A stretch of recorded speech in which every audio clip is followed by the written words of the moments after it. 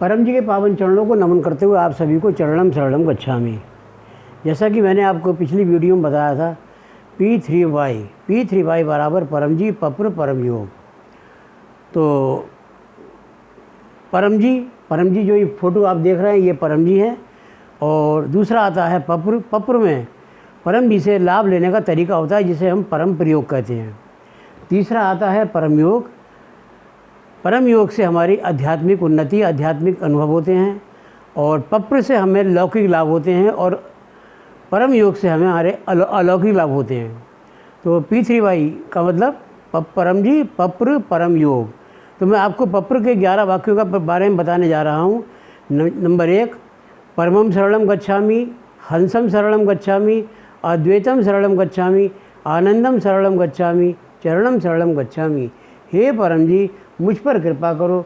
सिर झुकाकर परम जी को नमस्कार करता हूँ। मेरी ये इच्छा पूरी करो। इच्छा पूरी होते ही मैं परम जी को 1 रुपया दूंगा, 1 लीटर जल परम जी को चढ़ाऊँगा, 1 फूल परम जी को चढ़ाऊँगा। 11 वाक्य। इच्छा पूरी होते ही 11 नए व्यक्ति को किसी भी माध्यम से P3Y सिखाऊँगा। तो ये थे पप्र के 11 वाक्य। तो इसमें मैंने आपको बताया था कि शुरू से 1 से लेकर 8 तक आपको इसी भाषा में बोलने हैं, जिस भाषा में मैंने बोले हैं, अर्थात हिंदी भाषा में ही बोलने हैं।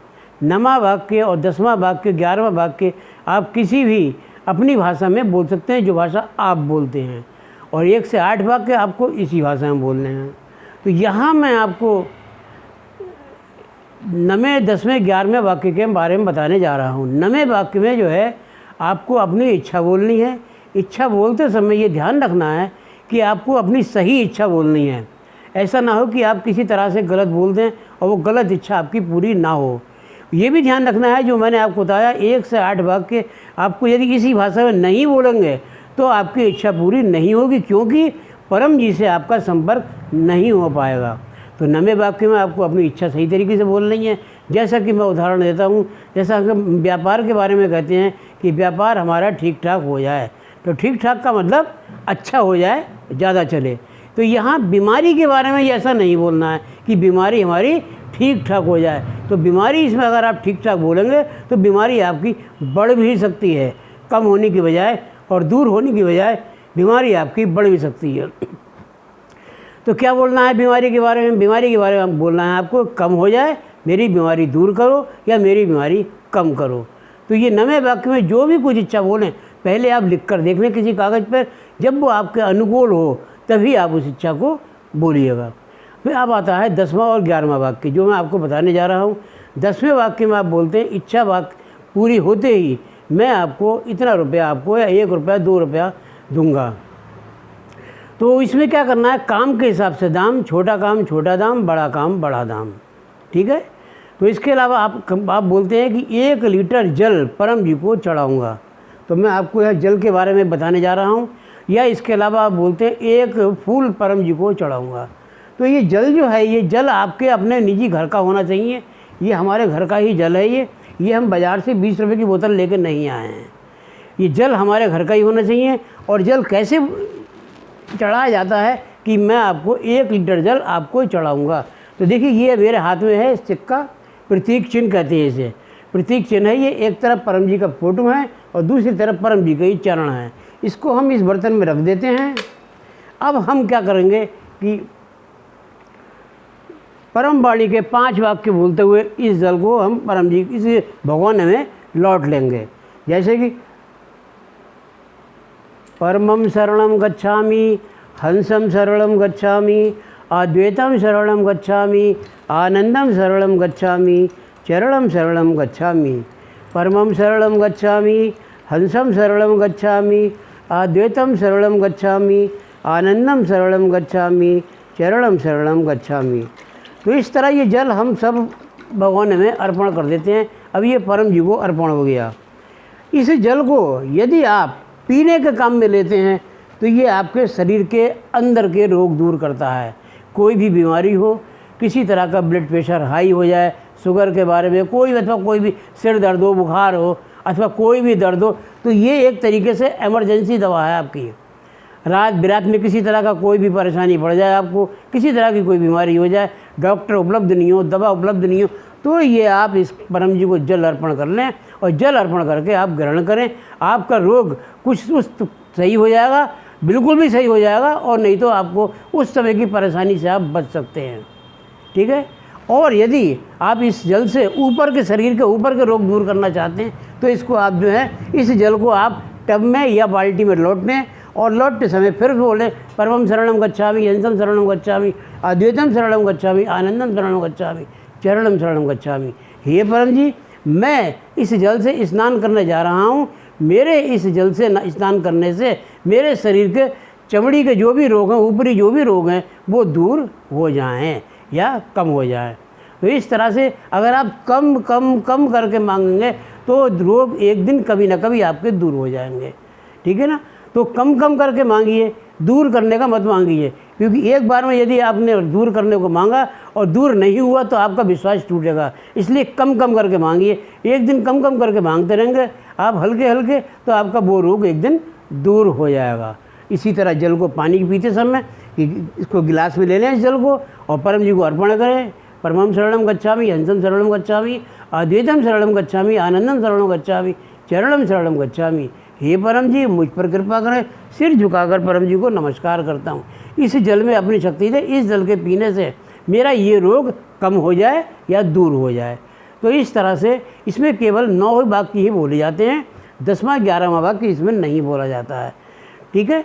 तो इसमें क्या है, इसमें वो व्यक्ति जो धन देना नहीं चाहते हैं अथवा धन उनके पास है नहीं, दोनों बातें हैं, ध्यान रखिएगा। कभी कभी लोग चैलेंज करते हैं कि धन का क्या करना है, तो आपका मन नहीं है तो आप धन न दीजिए, पहले आप परम जी से अनुभव करके देख लीजिएगा, उसके बाद कभी अगली इच्छा हो तब आप धन बोल के देख लेना। तो इससे भी आपका जो इच्छा धन देने से पूरी होगी, वही इच्छा आपके जल अर्पण करने से प्रतिज्ञा में पूरी होती है।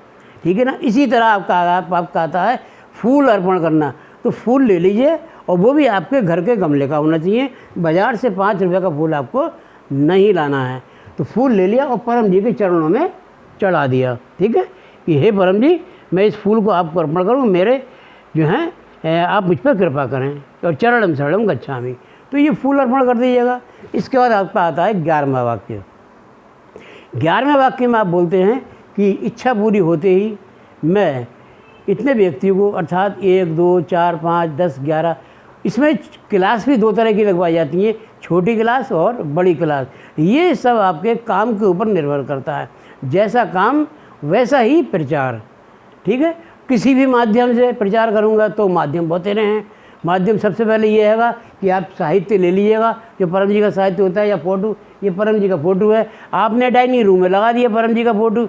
अब आपसे व्यक्ति कोई आता है तो वह पूछेगा भाई ये कौन है, तो आप बोलना शुरू कर दिए भाई ये परम जी हैं, इनसे हमारी अनेकों इच्छाएं हमारी पूरी होती हैं। आप परम जी का प्रचार का माध्यम बन सकता है। आपको कहीं जाना नहीं पड़ेगा, आना नहीं पड़ेगा। आपके जो भी मित्र रिश्तेदार जो भी कोई आए, आप उनको परम इस फ़ोटो के माध्यम से, और भी साहित्य होता है वो आपको मैं अगली वीडियो में दिखाऊंगा, तो साहित्य के माध्यम से ही प्रचार कर सकते हैं।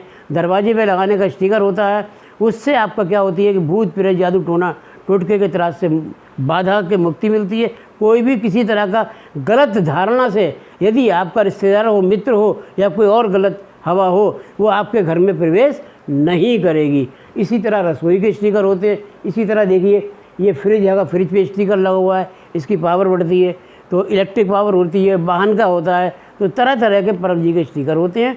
उस तरह से आप उसको लाभ ले सकते हैं। पहला प्रचार में तो मैंने आपको घर बैठ के बताया।